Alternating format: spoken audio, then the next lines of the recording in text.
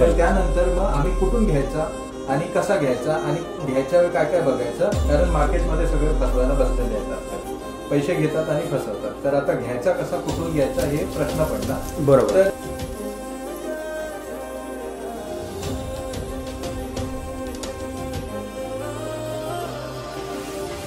Coincident. पण मग आम्ही तुमच्याबरोबर कॉल केला, फोनवर बोललो आणि त्यानंतर मग मी रिव्ह्यूज बघितले. Sir basically Google review says की close to 700 people have reviewed. त्यांनी रिव्ह्यू टाकलेत आणि त्यांचे 4.2च्या वरच काहीतरी, म्हणजे 4च्या वरच तुमच्या ऑस्कर पेटचा रिव्ह्यू आहे. त्यानंतर मग बरेच व्हिडिओ बघितले, जसे कुत्र्यांना सांभाळता. मग एक व्हिडिओ असा बघितला जो अंदमानवरून एका बाईनी एका स्ट्रे डॉगला आणला आणि तुम्ही त्याला परत रिवाइव्ह केलं. 400 ग्राम वरून तो किती अर्धा किलोचा वर 1 किलोचा झाला. तर सो दॅट वॉज लाईक, म्हणजे ते दाखवतं की you guys are taking care, you guys are like, तुम्ही फक्त करायला म्हणून बिझनेस नाही करत आहे, तुम्ही करताय म्हणजे तुम्हाला ते पेटची काळजी आहे, तुम्हाला आवड आहे, त्यामुळे नॉलेज पण आहे. बरोबर सर. ते आणि मग बाकीचे मी रिव्ह्यू कॉन्सन्ट्रेट केले, ते हे कॉन्सन्ट्रेट केले की कोणते कस्टमर आहेत जे रिपीट आहेत किंवा 4-5 वर्षानंतर येतात, किंवा त्यांचे मित्र तुम्हाला घेऊन येतात आणि ते सांगतात की हा मी 5 वर्षानंतर कुत्रा आम्ही युज केला, किंवा म्हणजे आम्ही आमच्या फॅमिलीमध्ये आहे आणि आम्ही आता आमच्या दुसऱ्या मित्राला आणतोय कारण त्यांनी बघितलेलं आहे 5 वर्ष आणि त्यांना आता वाटतंय की हा यांच्याकडूनच घ्यायचं काही झालं तर. So those were the reviews. एक लेडी आहे जी परेलवरून आली, त्यांचं बघितलं रिव्ह्यू. एक मुलगा आहे, त्याने रिव्ह्यू टाकला होता की दादर स्टेशनवर सिद्धूला बघितलं होतं, त्याला खूप आवडला आणि मग तो आला इकडे घ्यायला.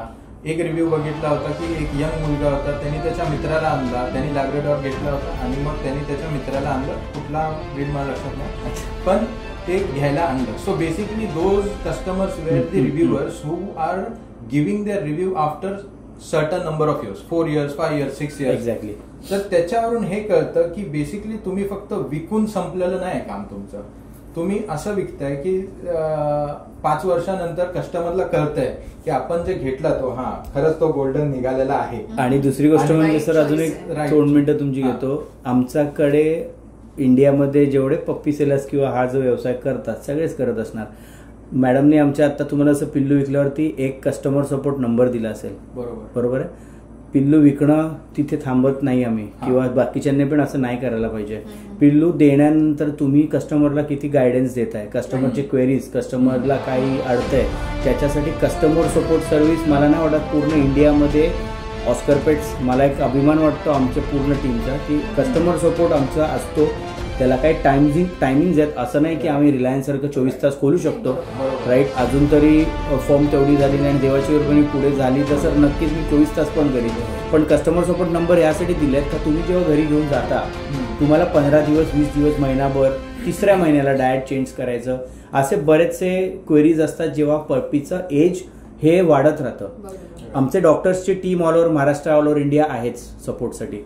तरी पण सर कसा होतो, कस्टमरचा एक विश्वास असतो जेव्हा तुम्ही एका तुमच्या सोर्समधनं किंवा तुमचं पेट शॉप किंवा तुमचं ब्रीडर म्हणा, कॅनल म्हणा, तुम्ही घेता, त्यांचा एक विश्वास असतो की बाबा आपण चलो ऑस्करला विचारू किंवा हर्षला विचारू किंवा आमचे सुनील सर आहेत किंवा प्रसाद झाला, कोणातरी विचारू. म्हणून आम्ही एक तो नंबर ठेवलेला आहे ज्याच्यामधून आम्ही कस्टमरच्या टचमध्ये अजून पण आहे. ज्यांचे डॉग्स ओल्ड होऊन बिचारे ऑफ झाले, ठीक आहे, एजला कोणीच काय करू शकत नाही सर, तेही जसं तुम्ही म्हणाले की कस्टमर अजूनपर्यंत माझे 2010चे 9चे सेलिंगचे कस्टमर्स आहेत. बरोबर. सर्व्हिस बोर्डिंगची पण घेतात आणि पपीज पण घेतात, असं आहे. तर मार्केटमध्ये बरेचसे नवीन खूप येतात. गुगल त्यांना इलिगल सेलर्सना पण सपोर्ट करते. आमची आता गव्हर्नमेंटनी हे काही कायदे काढले म्हणून आम्ही 2 कॅटेगरीमध्ये डायरेक्टली बोलतो. काही जणांना त्याचा राग येतो जे आमच्या लाईन मधले आहेत, पण ठीक आहे, विदाऊट लायसन्स गाडी चालवणार आपण तो नाहीच आहे, त्याला ते पकडल्यावरती फाईन भरावी लागते. सेम आमच्या याच्यामध्ये. पण माझं पण तेच म्हणणं आहे की कस्टमर तुम्ही आज जसं बघून आलात तसं बट ऑब्वियस आहे की आम्ही तुमच्या टचमध्ये असतोच. मी जरी अजून फर्स्ट कॉल घेऊन मी तुम्हाला टेक्निकली गोष्ट त्या पप्पीबरोबर सांगितली, पण आमची टीम जी आहे बॅकअप टीम ती कंटिन्युअसली तुमच्यासोबत असते आणि तुम्हाला त्याचा अनुभव येईलच सर, जसं तुम्ही आमच्याकडनं घेतलेला आहे.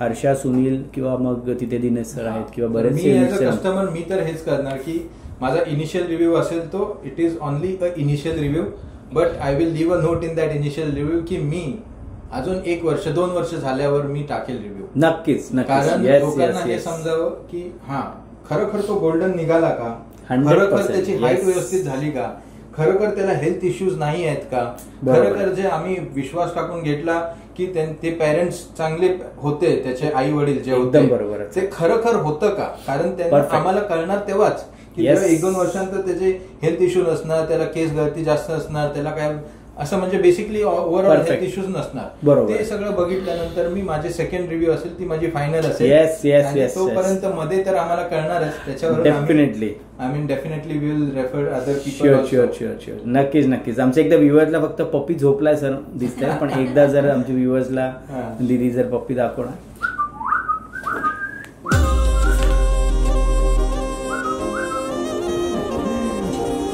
थँक्यू व्हेरी मच आणि कॉंग्रॅच्युलेशन्स एंटायर फॅमिली. तुम्ही हे ऑस्कर बेस्टला ट्रस्ट ठेवला आणि विश्वासाने घेतला. आम्ही तुमच्या टचमध्ये राहू. थँक्यू.